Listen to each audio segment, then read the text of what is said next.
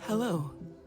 Welcome to the We in Wellness Conversations and Meditations with Dr. K.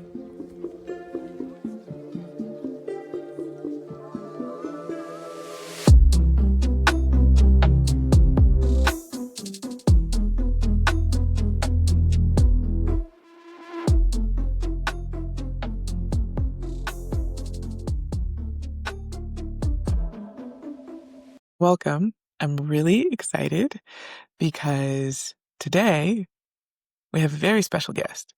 And I can say all of the extra things about him being special because he's my brother. My brother, Willy Hubbard, is the guest for today. So we do talk a bit about our shared experiences. He is a veteran and a songwriter and a screenwriter. He's a student. He is really, really good at DIY projects. But he's my brother. So in this episode, you're going to hear a bit about why I chose to bring him on, because we're talking about wellness journeys and healing. You're going to hear about how he was raised in an abusive household, but his own ideals are quite different from that. And there's also going to be two parts for this. So in part one, he's speaking more about our upbringing. I definitely want to acknowledge that there is a trigger warning for suicidality and child abuse. And in the next session, we're going to be talking more about plant medicine. So I hope that you stay tuned for part two, which will come out next week. There's a lot to him. So I hope that you enjoy listening to us discuss the ways in which he became more in tune with who he is and with humanity, as well as what he has to offer this world. Yeah, so here we go. Hello. Hey, Willy. What's up, bro? Nothing much. I'm Yeah, good. How are you? I'm good. Thanks for joining my podcast. Thanks for having me. Awesome. So let's introduce you. Um, what do you do? Who are you? Why do you think I asked you to come to my podcast about wellness? Well, they're very separate questions, but what I do, I'm a writer. I'm a writer, I'm a student, I'm a veteran. Uh, why you asked me is probably because we're related. Um, no, but yeah, but I'm also I align with what you're doing and the wellness and with mental health, especially as a veteran. So yeah, so here I am. Nice. Wow, cool. Okay, so I guess let's start on mental health and as a veteran. What do you mean by that?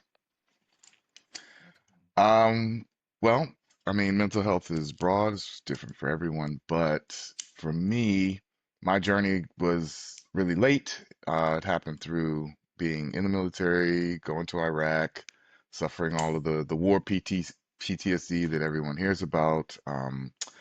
But when I sought treatment because my symptoms have gotten really bad, then I quickly realized, oh, this PTSD is in addition to all of the other PTSDs from my childhood and throughout my life, and that and therapy not only saved my life as far as helping me understand and rebalance myself so that I could live after what I experienced in the military, but also for my entire life.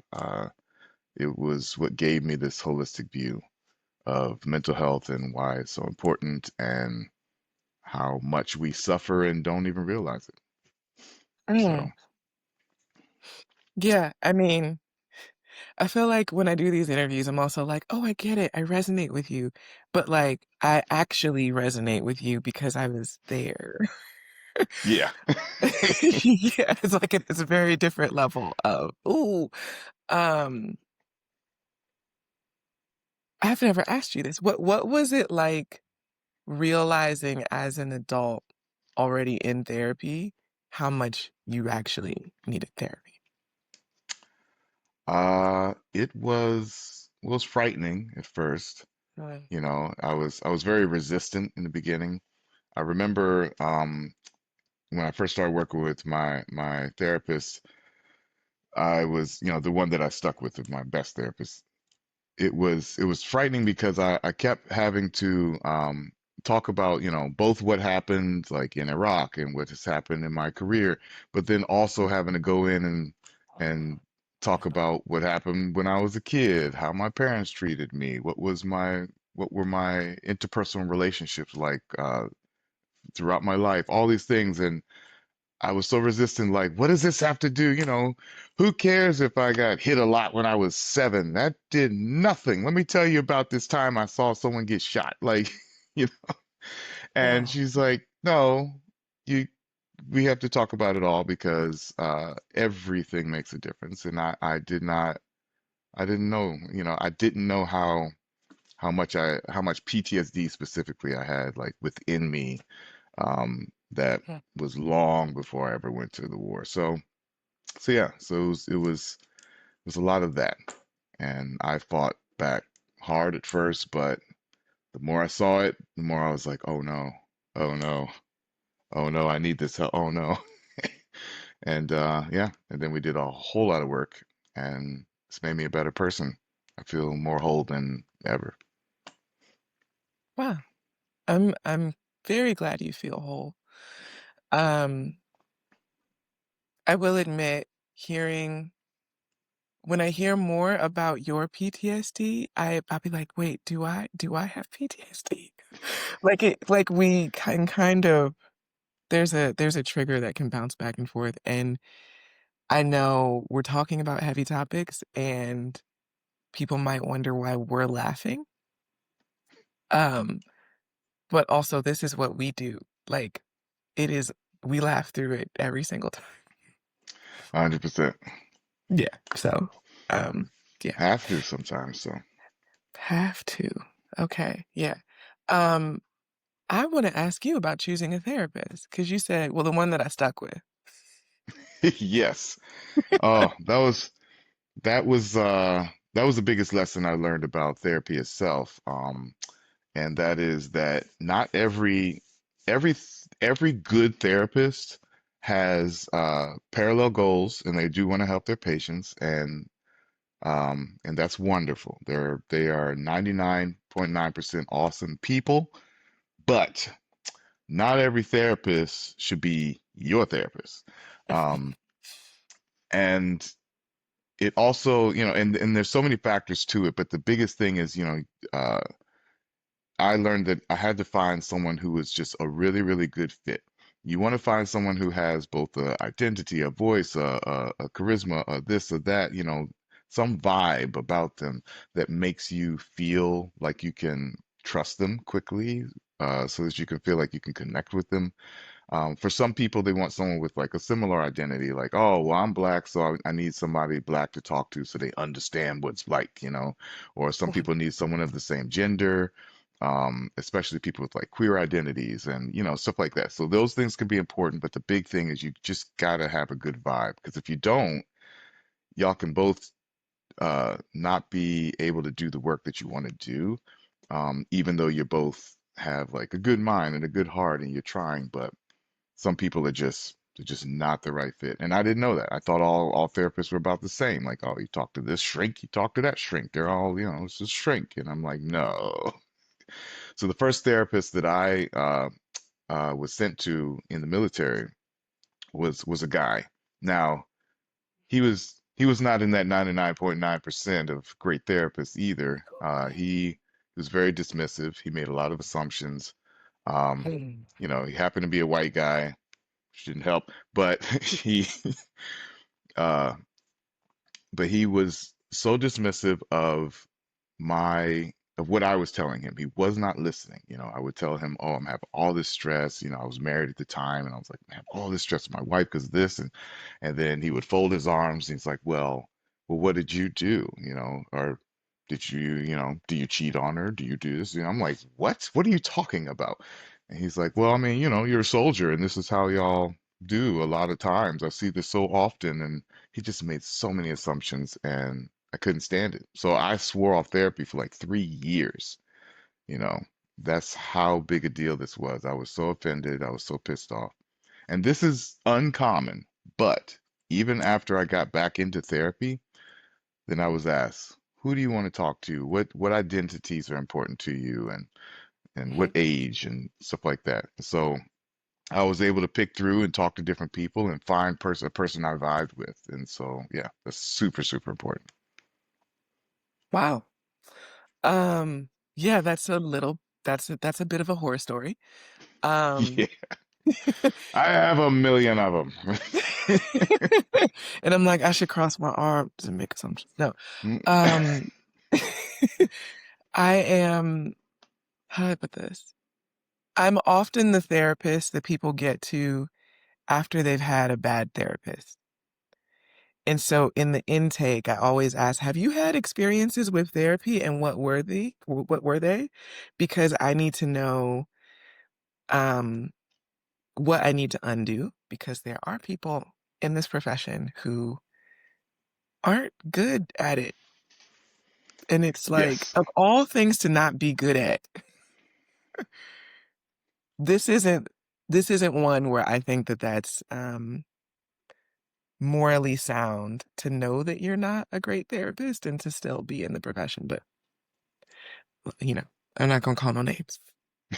Um, Well, I think it's tough too because I think a good therapist they have to wear two like huge hats that a lot of people in other professions you're really good at one or the other, meaning like so if you're a doctor, like let's say you're a surgeon, mm, unless surgeons don't have to talk to families very often, like they have to go over risks, so they have to sometimes get bad news, which if you have terrible bedside manner, it's really bad. But they're not so people facing, right? But then they can have this super scientific approach and expertise that makes them a top surgeon amazing. So I feel mm, like, therapists, if you can get all into psychology and get so deep and be really, really good and like, oh, I picked out this thing, that thing, this is the type of training this person needs, and you can best help them. But then you might not be a people person. And so then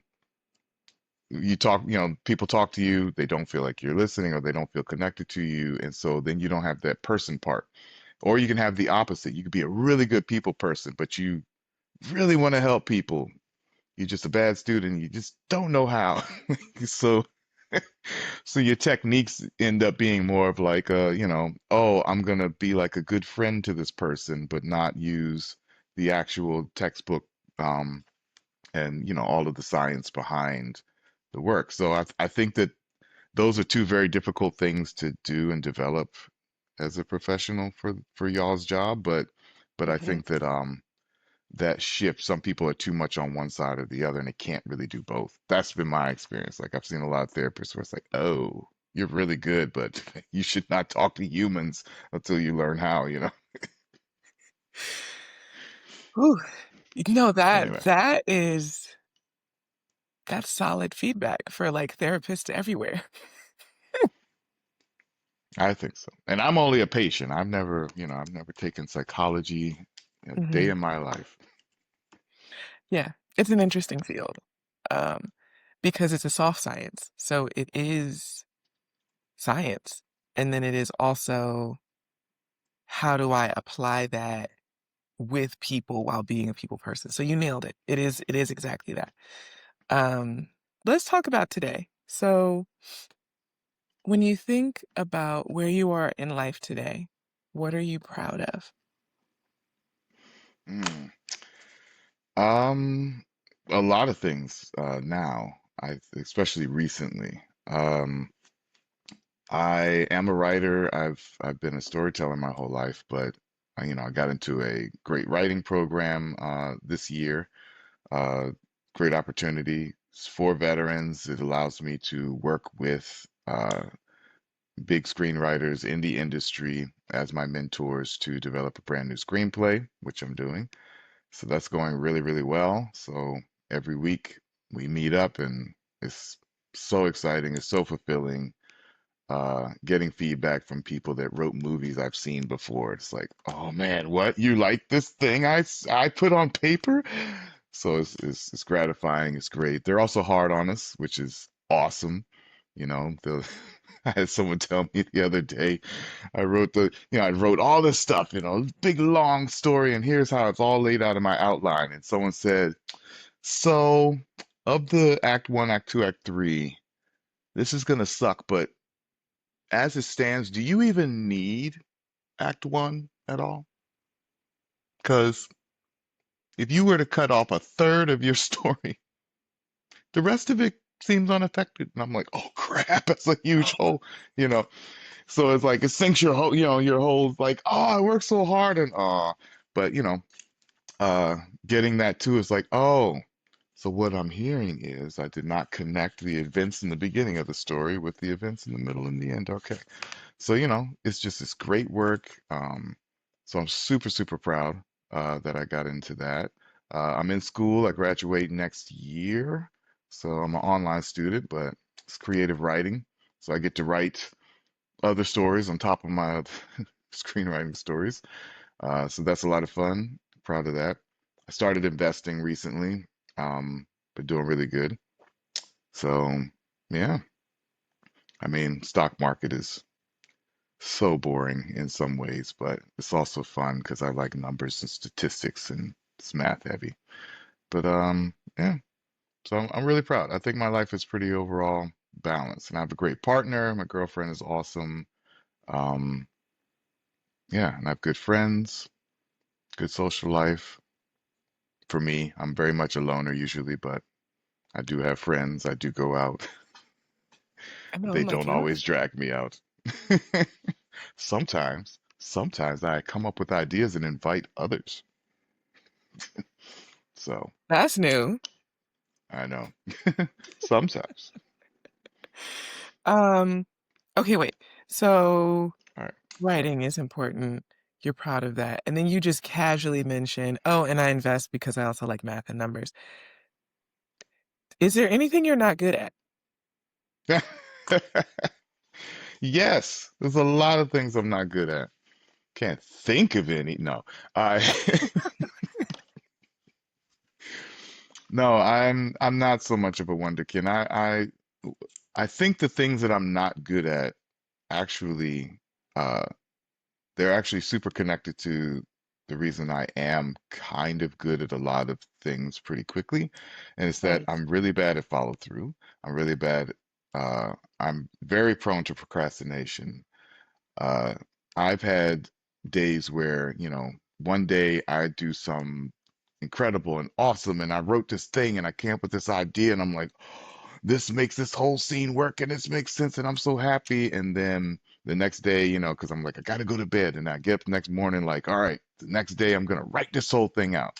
And I watched Netflix for 6 hours.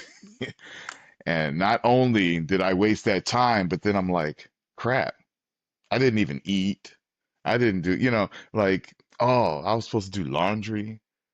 I'm in some very old jogging pants. This is not okay, So it's not even depression. It's not even like, oh, I'm so down and depressed because that can happen too. But it's just like, oh, my brain told me that I'm so scared that I made such a good leap forward.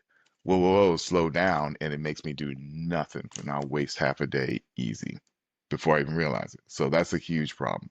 So I think a lot of my issues, a lot of things I do struggle with are more related to having trouble executing in the many things that I seem to be good at. I come up with things and people are like applaud. They're like, oh, that's great. But then I don't know how to make it go further. And so I retreat. Um, and so, yeah. So it doesn't mean that as a writer, I'm going to be the next Aaron Sorkin or Shonda Rhimes. It's just I'm not that good. I have a lot to learn and I'm still learning, but I'm pretty good. I'm pretty solid. So when I do a good thing, then I'm like scared of the good thing. Like, oh crap. People are expecting the next thing to be good or the next, and I'm like, I can't bat 1,000. I don't know what to do. And I run away. So that's the problem. okay. Yeah. Um, yeah. Where do you think that comes from?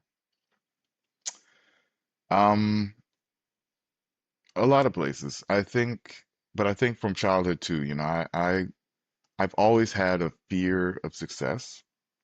I have seen examples of people do well and then everything be taken from them. And it's happened to me a lot. I think the first example, the biggest example, is the one we share, our parents. So, Yes. yeah, growing up, our parents had, we were basically, we're the Hubbards, but we were the Huxtables to everyone in the 80s. And we were this black family that no one had ever seen because we're living in the suburbs. We're super successful, big house, 5 bedrooms, living that kind of American dream. And having parents that your dad making 6 figures, your mom's pulling in like 30, 40K, working part-time. She worked at QVC for a while, and so she could take care of us. And it was like, man, we got this household that's bringing in all this money, doing all this stuff. Everyone looked up to us, and our parents lost everything. Moved to Virginia. Now we're living in a basement in the woods. Now we have nothing. We are scraping. Um, None of our food's name brand. None of our clothes have ever been name brand, but now they can't be. Um, yeah, it was just a horrifying change and a horrifying loss of just everything. So I didn't want to repeat that, and none of us want to repeat uh, the things that we see our families go through when we grow up. But then I did. I started going through as a young adult, making mistakes as we all do. I would do something or try something, and then this opportunity get yanked from me, or it doesn't go my way, or something like that. And it just gave me this confirmation bias that, oh, just like my dad or just like my mom, I tried this thing, I got successful right at first, and then boom, didn't work out, ripped away. I guess it wasn't meant to be. I'm not supposed to have it. I don't deserve it. I'm not worthy. And then just spending the rest of my life just fighting that feeling all the time. So yeah, so I think that's where it comes from and why it still persists sometimes. Yes. Ooh. And for me, because I am younger than you, some people ask if we're twins. I would put up my middle finger, but I won't. Um, there's a 6.5 year gap, people. Anyway, but because of that, my memories start with us not having anything.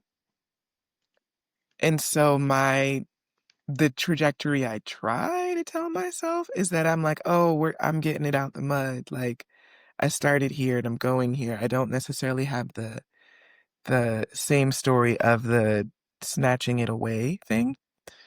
Um, so it's just difficult in different ways. Yeah, I mean, when we lost everything, yeah, I think you were about 5 when we moved to Virginia and became super poor. Yeah, you were like 5.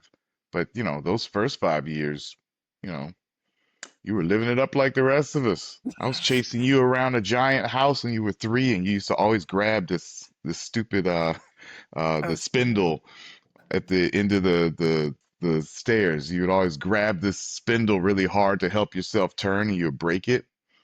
And yeah, and then I would always get in trouble. You broke it like 3 or 4 times, and I would get in trouble because uh, Dad never believed that you were heavy enough to have done that. He thought I was grabbing it, turning the corner, chasing you around the house.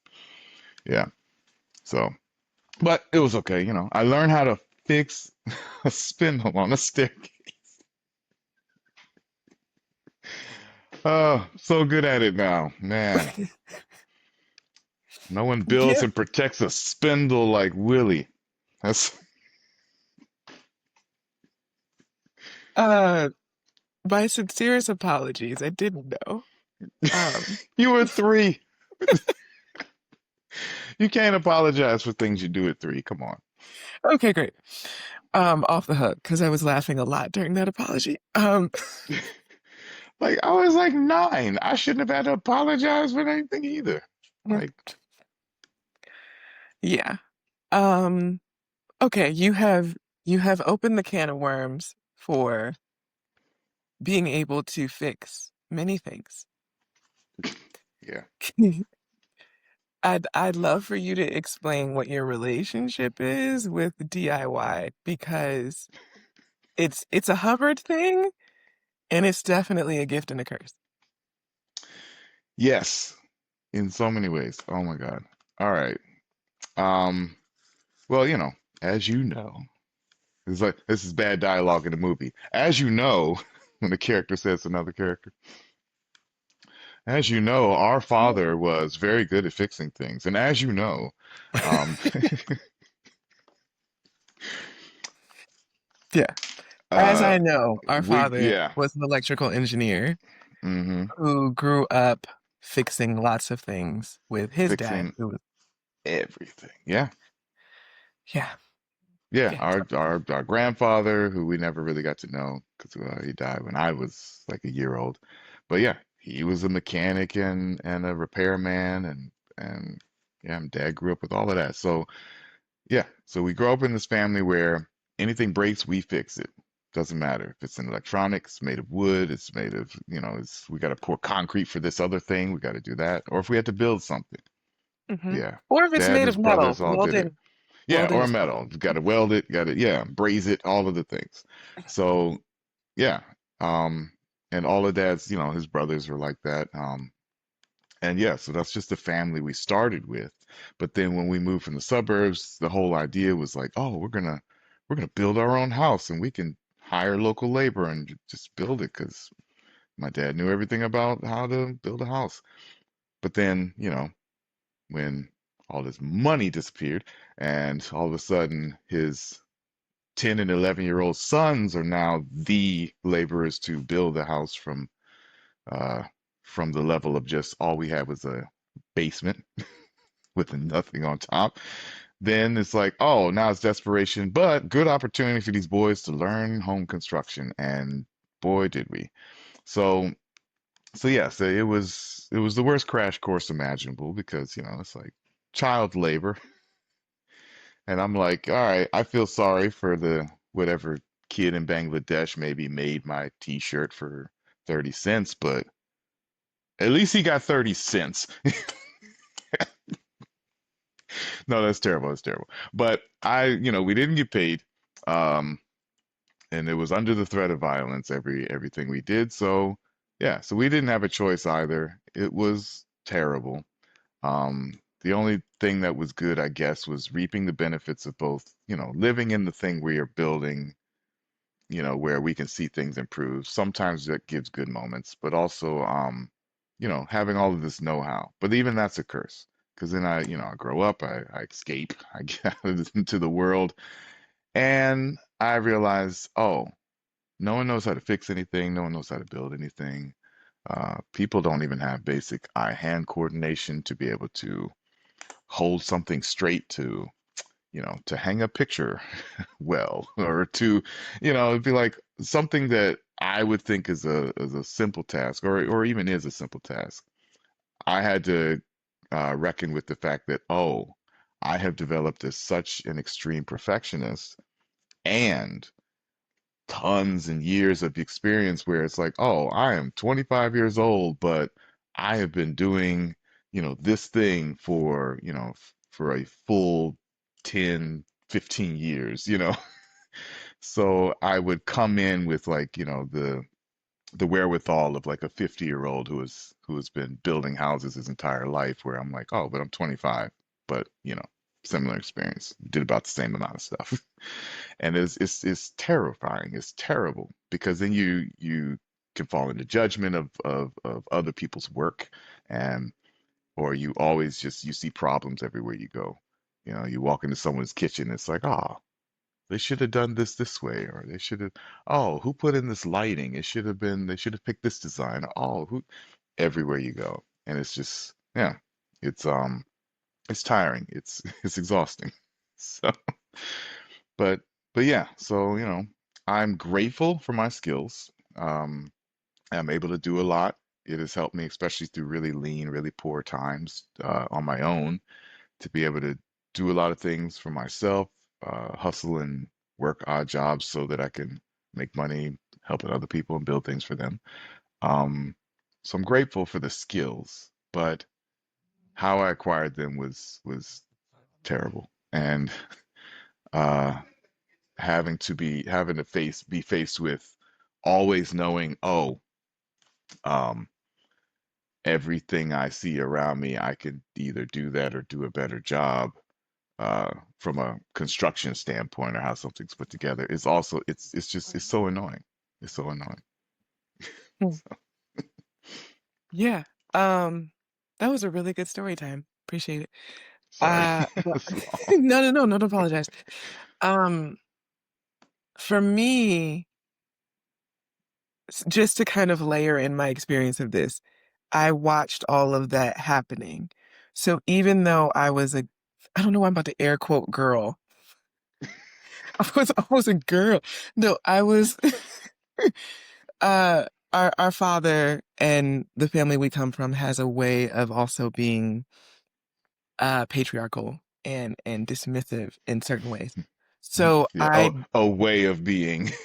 No, they just super were. They super were. Yeah, they're like right. men and women So have their place, and these are it. And if you do anything else, then you're weird. Yep. yeah. So yeah. So what I ended up learning was how to learn by not doing it myself because I was around it all the time, but I couldn't do it myself. So I actually remember the first time I got to spackle something, which is sorry, only a Hubbard would be like the first time I got to spackle. I remember But my first time. I remember. Um, and I was good at it because I knew how to keep it like this amount of wet. I knew that like you gotta, you put it thick first and then you start thinning it out. But like I know how to do it. And now even, I live in Mexico and when I walk and I see people working, because I feel like the culture has more people who do projects. I'll put it that way. Um, I can also look at it and be like, oh, he's doing it wrong.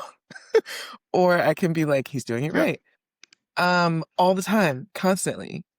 And Yeah. the way it shows up with judgment in my life is because I date men and men who think they know how to DIY because they learned it on their own at 20 and they started trying to learn how to do something. I can still do it better. And if I can't do it better, then I have two brothers who absolutely can and a slew of uncles so it turns into this like pain point of how normal people do things and how I know what excellence and perfection is. Yeah. So yeah. I agree, and that is a curse. It's probably worse for you because you date men, but but it even affects me too. If I when I date, because I date women, and then if when they find out that oh, he is super handy, and it's like, oh man, he fixed my, uh I don't know, he fixed my trash disposal, and it only took him 10 minutes and it's been broken for a year, and Mhm. then they start to both see me like, oh, that's valuable. Oh, it's a man. He could fix stuff. Yeah. But then they also are like, oh, so he's one of those traditional guys. He's one of those, those Southern and Midwestern, like old school guys. And so they assume that I'm patriarchal because I have a skill set that aligns with the dads and uncles and granddads that they remember. So then they're like, oh, he's a guy that knows how to build a house. Well, he may not hit women, but he probably looks down on them. And I'm like, what? No, I can, I can have a lot of feminist values and know what to do with a 2x4. Like I can have both, but people don't see that. Like it's so rare. So yeah, so I get a lot of assumptions in early in relationships. I've had people like even back away from me, and not so much like break up, but like I can tell they're distancing themselves when they realize like, oh, you Yeah. grew up like my granddad, and my granddad was a bad guy, you know? So it's like, no, no, no. So yeah, that Ooh, sucks too. Yeah. yeah. How did you not take in or unlearn the patriarchy? Um, by accident initially. Mm, A lot of it was two things. Number one, uh, I did not like our dad most of the time. He had different ideas, different principles, um, and of life that I disagree with all the time. So we argued a lot. I disagreed. So I wanted to be nothing like him. And he was violent, and hit me a lot. So I'm like, okay, I don't want to be anything like this guy. Well, my dad was super, super patriarchal, very anti-women in a lot of ways. He thought everyone just has a role because of God, and that's it.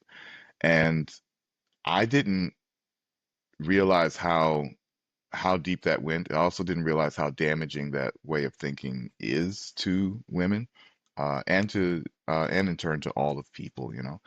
Um, so me fighting against him to not be like him, I lean more towards, hanging out with women, having better relationships with women, treating women better than what I saw from the men in my family. So at first, yeah, completely by accident, I'm like, what?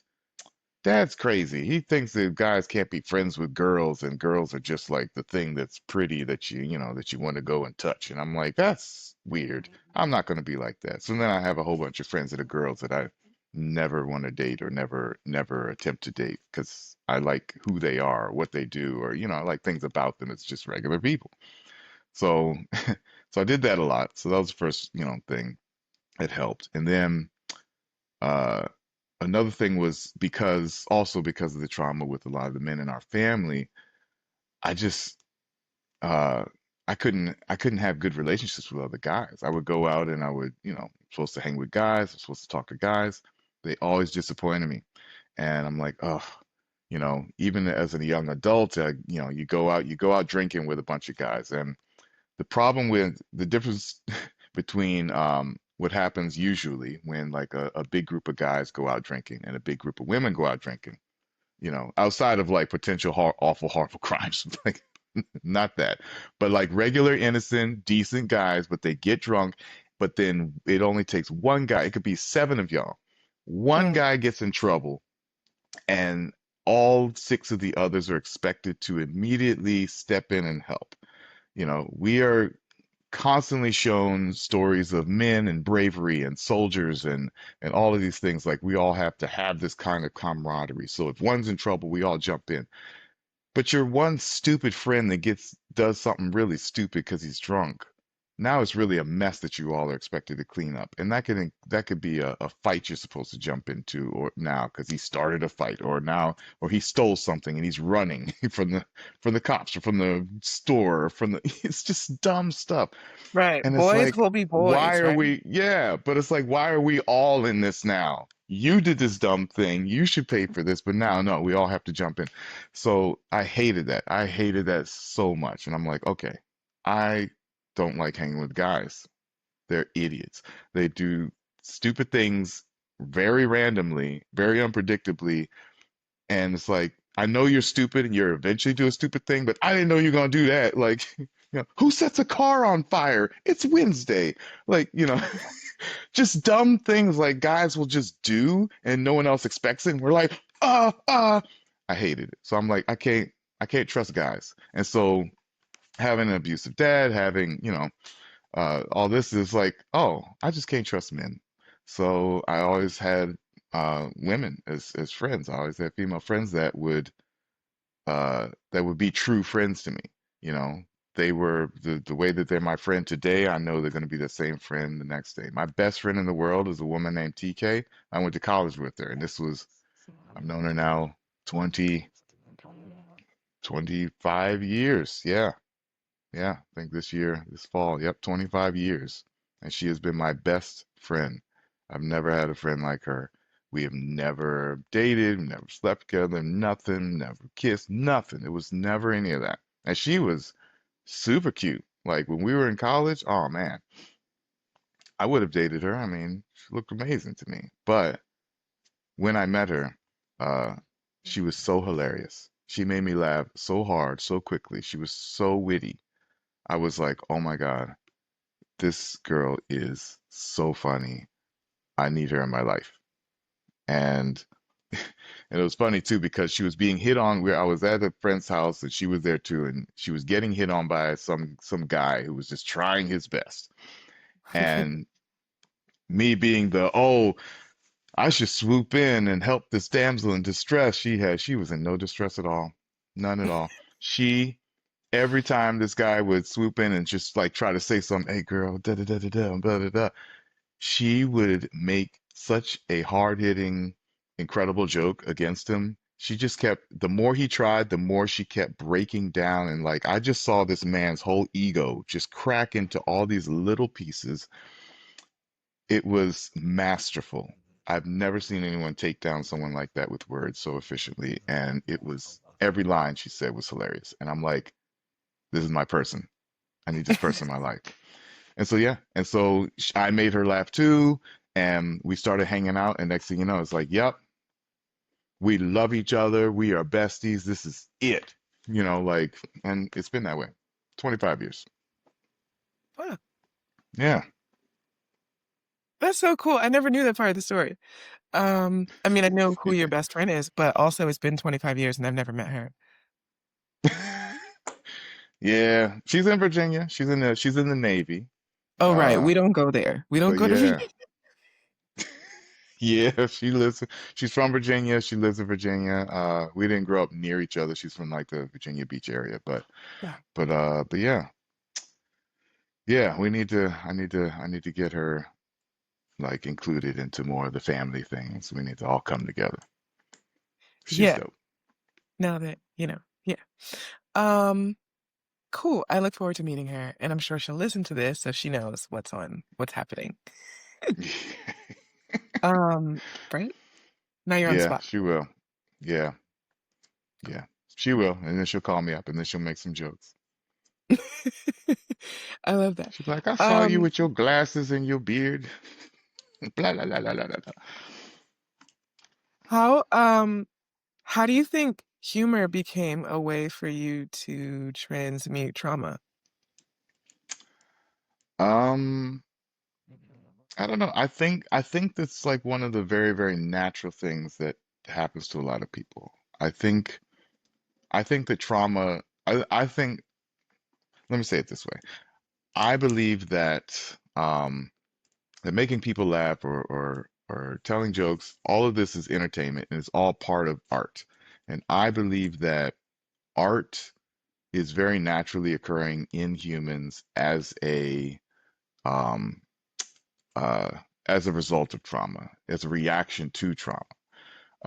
I think, you know, even like if you look at early cave paintings, right? The most common thing you see in a cave painting is uh predator on one side and like people on the other with like sticks or spears or something, right? Yeah. That's trauma. Like somebody lost, somebody watched six people die while they, from a saber-tooth tiger while the rest of them were trying to their best to finally take it down to kill it or whatever. Uh these things are traumatic. Life has always been traumatic for humans, especially, and it's things have gotten more convenient, but Yeah. our brains you know, are where they are, and they still experience trauma for all of us. But yeah, but those cave paintings are largely a lot, and not every one of them, but a lot of them are like a reaction to trauma. It's like, oh, it's this beast versus this man. That's a traumatic event. Boom, it got depicted, right? Storytelling's the same way. A lot of old stories are, a lot of them have been warnings and lessons and um, things to pass down to people in an entertaining way, but what they're really doing is teaching you something about life that'll help you make it further than previous generations did. And so when we have a moral of the story uh, that we say a lot now as a cliche, that has always been important in storytelling because why is the story going to really reach us and hit us, and why is it important? It teaches us something uh, that we need to know, something that carries us forward and makes us better. You could watch something horrifyingly sad, like a Schindler's List, where you see all of these people suffering these horrible atrocities that most people haven't experienced, and most people aren't related to those who have experienced this particular event. Uh, but you get this moral of the story because you watch it and it sticks with you and it's like, oh, this is what, and even if you don't know how to articulate it, what it taught people is this is what happens when you eliminate empathy, when you don't respect humanity, when you start to separate people into different groups in a way that you can rank them, you know, this is how far that can go. Because now you are loading people onto trains and killing them in giant numbers because you no longer see them as human beings. And it shows what we're capable of in a big way. So you fast forward to like now, you have all of these big fights politically and all these things going on in the world, and you have the fight in Gaza, and what a lot of people who are most worried about these situations and what it could lead to are saying they're drawing on these experiences, on these things they've seen, like, oh wait, no, I have seen through stories, I've seen through my own life, my own experience, I've seen through all of these stories, and all of this art and all of this wisdom I've gained through this art that this can get much worse. This, Mm. this is what can happen, or this is what is happening. And we knew this could happen because of what has happened before and because of what we've all learned and been told. So this is to me, this is what art is. Art is a reaction to trauma often, but it also teaches us how to avoid future trauma. Cave painting on the wall says, like, when you see this shape, this crude shaped creature, run, you know, because if you don't, this stick figure with the stuff spurting out, that's you. That's you. That's your guts, you know. And if you don't run, this is what happens. Moral of the story. And then you fast forward to, like Spielberg is doing his masterpiece of filming in Poland on all of this new equipment and stuff to show this moment. It's the same thing. When you see this happening, Mm. run, figure out how to get out of this. This is what can happen. This is how bad things can get. It's all the same in that sense. A lot of paintings have been that way. Music is like that. Like we do this all the time. So yeah, so that is how I've transitioned. Long, long story, long. This is how I've transitioned my trauma into art. I think it's a natural transition, and I welcome it. Yeah. Wow. Um, trauma and art. There is a Nina Simone quote that I'm gonna have to pull. It's a clip of her saying, an artist's job is to like give unfiltered truth. And how when there, she doesn't use the word fascism, but when there is fascism, essentially, um, it is, uh, it is the artist that they go after first. Yes, yes, Life. So before we I get know. all doom and gloom about the state of the world, which we could, um, Nah. everything's fine. Um, I like this bubble. It's warm in here. right. All this fire burning. Um, I want to ask you because I know once again I have a cheat code because we did grow up in the same house. Um, about your spiritual journey, and I feel like it goes from where we both started, and we both are kind of ending up in the same place. Yeah, I think similar places. Hmm. There's a key difference, but there's similar places. Yeah, I There is a key think, difference. yeah. Um, well, I am an atheist. That's the key Uh, difference. yeah, I'm an atheist. I do not believe in the existence of any God. What I believe about that, I think that gods were throughout mankind's history. I think that they are all inventions and often helpful, not always. Some gods I think are invented to give you, control. Like, Mhm. oh, you better stop, blah, blah, blah, or the God of such and such is going to rain down fire upon you, you know, and it's to control behavior, especially like in a society. But a lot of times gods were helpful inventions that help people make sense of the world when they didn't know, like we don't know where this river came from. Well, we'll say there's a river god or a river goddess, and we don't know why the sun comes up every day. Well, it's got to be a god, a sun god, a moon goddess. So, there was so many inventions. Mankind has had like recorded over 3,000 different gods and goddesses that groups of people believed in, 3,000 of them. Um, Mhm. and so, yeah, so I think that these were, tools, both positive and useful, and sometimes damaging and horrible. So that aside, my journey growing up in church with our family, we weren't just a church family. We were like a 4 times a week church family. Uh, Mhm. so we were there for early service and afternoon service on Sunday. Plus we got Bible study on Tuesday, and then we got, I don't know, prophecy teachings on Thursday. So it's just, Yeah. yeah. And then church functions. We're at every picnic. We're at everything. So we just never were not at church. So that in combination with our dad kept us very, very isolated. Even before we ended up like literally living in the woods with, neighbors like 2 miles away on one side and half a mile the other. Mhm. Um, we were even living in neighborhoods in the suburbs growing up. We were not allowed to go to people's houses. Yeah, our dad hated that. Didn't want us to do sleepovers. So you've got this isolation, and then you've got your whole, you've got your family, and you've got the church family are really the only people. Plus, we were homeschooled. Second grade to eighth grade, I was homeschooled. So I didn't even get the other kids at school to talk to till high school.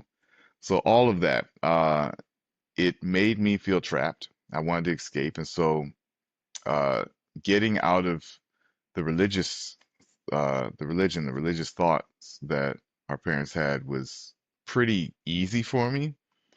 But Mhm. it all culminated when I was 14. I remember I read this book. It was I saw this sermon, and this preacher was going on and on about witchcraft. Oh man, there's people out here today doing witchcraft, da da da da da, and they're calling out for the devil, and I'm like, what? And it made no logical sense to me because I'm like, wait, if a person is doing witchcraft and worshiping the devil, that Mhm. means they know about Jesus. Who picks the devil when you know about Jesus? It's like if you are not from Ohio, why are you picking the Cleveland Browns when you know about the Eagles and the Chiefs and like the winning teams? Like, how do you purposely pick not only the losing side, but the always losing side, the Mhm. no hope Yeah, for the winning side? forever. Yeah, the Yes, eternal damnation side, the forever. Yeah, yeah, yeah. exactly. Question. So that made no Mhm. sense. So I went and talked to the preacher about it. His explanation was not very good. He just basically, because I was like, people are really out here doing witchcraft? And he's like, yeah. Why? He's like, cuz the devil. What? But who? But if they do it, okay. So if they know about the devil, they know about God. Yeah. Why are they choosing the devil? The devil is devious. And I'm like, what? That doesn't. Why are they falling for it? Like he had no real answer. And I'm like, oh, is my preacher stupid? He might be stupid. So, so I'm like, okay, I'm gonna research this myself. Went to the library, got a book on witchcraft. It's called Wicca for the Solitary Practitioner. I still remember. Um, and in the beginning of the book, I didn't like go in the back and like, ooh, let me do these spells. No, but in the beginning, I was like, it laid out the history of the religion of Wicca. And it's like, oh, it's the second oldest religion known in the world. And uh, it was so different there was no mention of a devil. These Okay. people believe in a god and a goddess represented by the sun and moon. Nature is their temple. They believe in the harmony of all living things. They seem so much more peaceful than any Christian I've ever met. And I'm like, Jesus is the Prince of Peace, but these people, like, they're so calm. They love nature way more than I think I ever could, because there's bugs out here. But they, yeah, I'm like, this is not what I thought it was going to be. I go back to the preacher. I ask him about it. Hey, I read this book on Wicca. And he was like, you did what? I'm like, well, yeah, because Wicca is where witchcraft comes from. So I read this book about it, and it was totally different from what you said. And he's like, Mhm. no, it's not. I'm like, no, they're like, they don't even believe in the devil. He's like, well, if they don't believe in God, then they are of the devil. Well, that doesn't make sense. So then it's just opened my brain, and I realized, like, wait a minute, the world is a big place. What what happens to a person if they never heard of Jesus? They live their whole life, whether Mhm. that whole life is 80 years or 8 years. What happens to this person when they never are told about Jesus, about the God of the Bible, or never given a Bible, or never preached to? How do they, how can they ever get into heaven if no one has exposed them? You know, because we're told let our light shine into the world, but like we've had a lot of years with no radio, no TV, no actual lights, like where it's dark when it's dark. Like, how do Mhm. you let that light shine to everybody and reach? You just can't. So those people are just all damned. So we're just lucky. I'm like, well, that's a terrible way to win a lottery. Born into it. It sounds like racism, you know? Oh, you're born to, oh, blonde, blue eyes and white. Okay. Born lucky? Yeah. So yeah, so that just raised too many questions. So I went out, I read a whole bunch of religious books. I read about Buddhism, Hinduism, and I realized like, oh, everyone has these long, old religions, most of them older than Christianity. Mhm. And although I think they're wrong too in a way, I'm like, they are all pointing in a direction. They're all seeking some kind of truth. And they have no concept of the things I was taught and don't care and shouldn't. So I Right. backed away from it all. I was like, all right, well then it's all bullshit. So I backed away. But I did also gain a lot of respect for other people, other cultures, other religions. I'm like, okay, I meet someone they're a Buddhist, I'm not gonna be like, oh, oh, the fat guy under the tree. Like, no, it's like, oh, super old religion. Like, don't say something about Buddha. I'm like, all right, you talking shit about like 5,000 plus years of civilization. So, so yeah, so that's how I became non-religious. And I think that for you, I can't totally speak to you, but you as a Baha'i, um, it's very different from just being, like just being a Christian. It's like, oh, take the best parts of Christianity, add the best parts of several other major religions, which I really think is awesome. I really like that. I'll never be a Baha'i, but I like the I like the approach so much. I think the Baha'i approach is probably the best I've ever seen of any religion. And so, yeah, so it's like, yeah, there's because it's the recognition of wisdom among thoughtful people through many centuries from many places. And so, if Jesus said some wise, awesome things, great. But so did Malcolm X. So did so did Yeah. people that read the Quran. So did people who wrote, the did Taoism. And so, so it's like, yeah, no one has a monopoly on wisdom, on truth, or on learned lessons. So everyone has every group has something to contribute. So I like how the Baha'is approach that. But that seeking like something outside of this little box we grew up in of Christianity, I think, was something we Yeah, both did, and it came out great. it did. Um, that's not exactly how I would define the Baha'i faith, but also you're not wrong. Um, yeah, there's certain things that we say are sacred texts and certain things that aren't, and but it is I the didn't go inclusion into of all the those. Bob and the Right. And I mean, but it's all of the world religions have a certain pattern. And some of the yes, smaller religions, we're not saying that they don't exist or that anything's wrong with them, but they're not as sacred. It's anyway, it gets into a thing.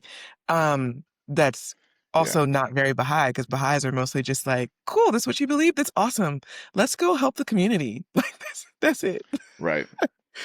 Um, so there's that. But I was gonna say you were because our parents did have us isolated and our parents did have us Christian, as you know, we're not the only people who've been in that. Although sometimes when I watch Kimmy Schmidt, I'm like, too much of this is familiar. Yes. Yes. I'm like, oh, damn. Was I a bunker kid? I was a bunker kid. Oh, no. Right. It might be why I love Titus so much. Okay. But so Same. it all started there for me. Um, okay. But what I actually was gonna say, your your expansiveness around religion is the first time I'd ever witnessed that. So I remember visiting one of your apartments and seeing your bookshelf when you were in college. And it was like you had the other books still there. There was a book on Wiccan, there was a book. And I was like aghast. But then I but then I was I also didn't know that. like, yeah, I was like, well, now I'm kind of curious.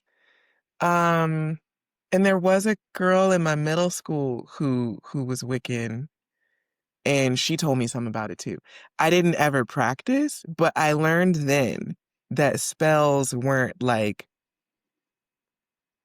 tearing someone down. Like I was like, oh, there's so much more to this that like whatever little box we've been in, I didn't know. No. So It was yeah. like, here's how you make this cinnamon oil, and then you put a little bit on your wallet to help bring you wealth. It's like, oh, they're just hippies. Like, Yeah. Yeah. And now I'm like so all for it. Like, yes, I have an altar. Yes, there's cards and incense and spirit money and there's all sorts of stuff on my altar. Um, which I will disclaim is not necessarily a Baha'i thing, but it is a me thing. So I'm cool with it. yeah, and it's a human thing. Mhm. Altars have existed in so many cultures for so long. They're one of the oldest traditions of any civilization, right? So I don't personally have like what I would call an altar, but like you'll have a collector who, he's got his action figures or his or somebody's into Legos or into these are like altars too, it's a very human Mhm. thing to do. It's something Mhm. that you revere that makes you feel strength as an individual, but also connected to something greater. So yeah, I have a I have a I have a Lego Star Destroyer that my girlfriend got me as a present. It is awesome. I love it. It's huge. And I have it on a display stand under my TV as a Star Mhm. Wars nerd. But to me, it's like, yeah, I am a Star Wars nerd, which puts me in its own group. So Sure. it strengthens me as an individual, but it also strengthens my connection to something bigger than me, the Star Wars universe. It is like this huge thing that I share with people around the world, um, that we all look up to. So I think that, yeah, altars to me is that. Mhm. And so it's yeah. So I think a lot of things are human and not necessarily religious. And that way there's not a right and wrong. It's right because it's human. Hmm. That's my philosophy. I like it. Um, I think growing up, there were a lot of human things that felt wrong, like emotions or um communication that goes in two directions. I'm laughing because it's mildly painful. I Yeah. guess, yeah. Women's rights. Who knew that was human? Um, It's like if we can control the womb, right. we control the world. Yeah. True, because creation's important. Um, but I also wonder, okay, so when I was a kid, I got left alone a lot. And part of what my brain did was it was like, I think I'm human and everyone else in my family is a robot. Cause they're like, they're good at lifing in this way and I'm 5 and I'm 6 and I'm 7 and I'm having a different experience, then I can tell it's different. I mean, it turns out it was just different from our father. But uh yeah, how did you grow to like enjoy humanity? Or did you always know? Did you always know? Um, well, again, I think a lot of it started accidentally from just trying to be different from dad. Uh, I was a very emotional kid for a long time, especially when you would have been too young to remember. Um, I cried like often, and I felt my feelings outwardly a lot. Mm, Uh, Dad hated that. He thought that was a sign that I was going to grow up to be gay or something like that. So he very uh dutifully beat it out of me for years. I got a lot of beatings just for being emotional with no other thing connected to it, where it's like, oh, it's going to hit me for crying so that my crying is justified. This is why you cry. Pain, physical pain, mm, emotional pain, you tamp that down. You don't let any of that come out. So he was trying to turn me into a robot because he was taught to be a robot mm, and I resisted. So I think that made a big difference. He was also, he was very discouraging. I got into music, and he's like, I don't know what you're doing. You'll never make money. You're never going to be what, like a Ray Charles or something. So what are you doing? You're wasting time. And I'm like, but this is fun. This is makes me feel great. And so yeah, so I was always fighting, didn't know I was fighting for humanity or fighting to be more open in those ways. But uh but yeah, so I was. And then as I got older, especially like when I got to join the army, I was 24. I was already like a really kind person, stood up for people really well, but I didn't know a lot about the world firsthand. And so when I joined the army, I got stationed in Germany. I ended up living in Germany for 10 years. Um, yeah, and I drove. Germany's great. Uh, Western Europe is great because you can drive to almost every country there.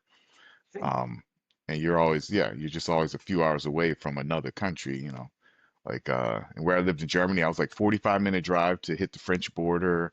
Yeah, it was just nice. So I would drive to France, drive to Belgium, drive to Luxembourg, drive to, and we did this all the time, and it showed me all these different people, all these different cultures, all these different ways of thinking, ways of life, different, I just got exposed to a lot. I think that travel, especially as Americans, I think travel is the biggest lacking part of being American.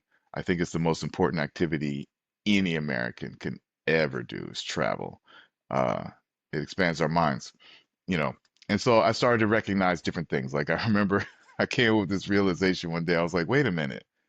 The people who have the most opinions about other places are always the ones that have never been anywhere. They're always sitting on their couch and like, oh, oh, we don't need healthcare like Sweden. Sweden is weird with their windmills and their. I'm like, have you been? Like, you don't know what you're talking about. You have not went further than 2 counties over, so you have the biggest opinion about everywhere else in the world. People think that Africa is a whole country just full of starving children, and it's like, no, they're starving adults. No, no, that's a joke. But there, but there is so much wealth, prosperity, more culture than pretty much any other continent. Older mhm, culture for sure. We all come from there. And yeah, there's so many countries with so many huge differences between them, you know, like forever. Like Nigeria has never been like Kenya, but people don't know any of the differences. Um, and that's a shame. Uh, but yeah, but it's just so that kind of expansion also helped just bring me into my own as a person who sees humanity holistically and wants to stand up for all of it. nice. Um, the oneness of humanity. That's probably one of the Baha'i things you like. Yeah. We say that a lot. But that is okay, so travel. Hmm. Obviously, I also caught the travel bug. Yeah. And it's almost not even like travel. It's like I just need to live. I just need to be somewhere else. And then I'll get antsy and I'll be like, oh, I need to take a weekend trip. And then I'll go to another city and I'll pop back in to a place that is nowhere near in mindset or locality to where we grew up. Um, Hmm. and I know I catch this a lot when I do speak to family. They're like, you're so bold, you travel. What do you mean? And I'm like, to Chicago from Virginia? That was a lot. To LA? Yes, that's across the country, but it's like the same, they speak the same language over here. That wasn't scary for me, so it doesn't make me feel courageous when I've done it. Um, Mexico, maybe that took a little bravery. But the Yeah. second I got here, I was like, this is so much easier than living in the States. Like, this took, this only took getting out of my own way. It didn't take facing something here that is scary. Um, and I hope to do it again. Well, we'll see what's next and where I go. Uh, but yeah, you're also the first one who like really traveled and the army helped. But yeah, our family, if you do the DNA, it goes back 400 years in literally like the same spot. Yeah. Yeah. Yeah. Virginia, Hmm. beginning of the 1600s. It's like, holy crap. Yeah.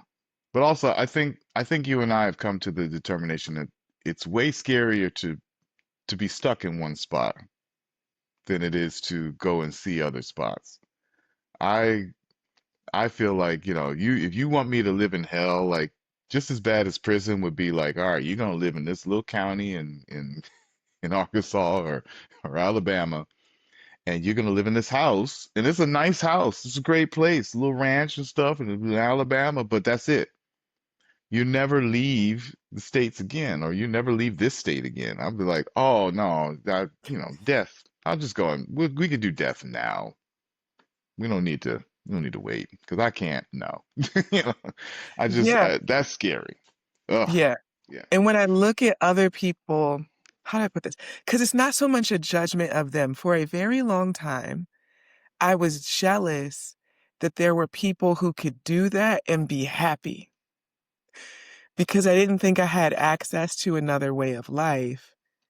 So it was like I either do this unhappily or I can try to not be me and pretend I'm happy doing that. Like those, I thought those were my options. And Yeah. I had more options, it turns out. And now when I look back, my ripe old age, but when I look back, I think of, oh, what I was aspiring to, those people actually aren't fully themselves.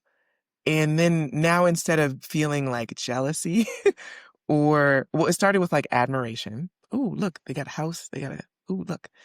They got a nuclear family.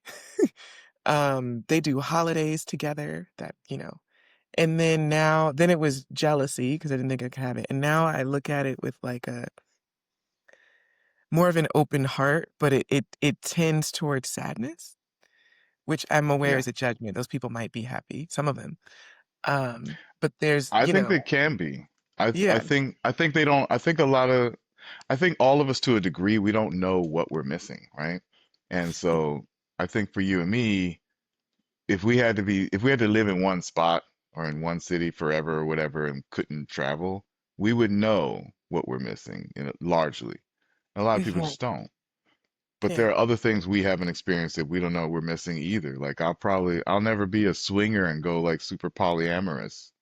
But for some people, it's like humanity's missing out. This is great. I I'll just miss out. There's not enough of a trigger for me to jump into it to be like, oh, this is what I've been missing, and then either say this is for me or this is not. Like there's a lot of things in life. Polyamory is just an example, but No, yeah, but it's one of those things. So I think travel is like that too. I mean, yeah, yep. Yeah. Okay. Polyamory was such an interesting example because I'm like, I thought you did try that one. Okay. And I'm monogamous and it is a thing that I realize is limiting and I'll just be like, but this is what I got. That's kind of how I look at it. Yeah. I'm in on the side of the, like the with the orgies and the crazy parties and Oh, or okay.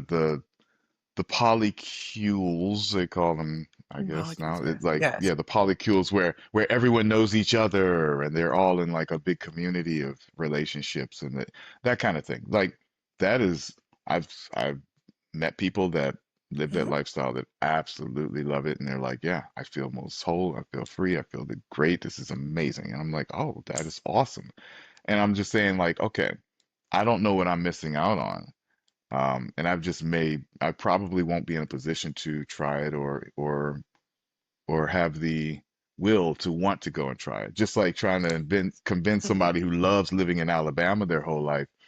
If you tell them like, hey, you should fly to Japan next month and just stay there for like 3 months and it'll change your life. And they're like, I don't have any interest in that because that seems Same. so far from where I am.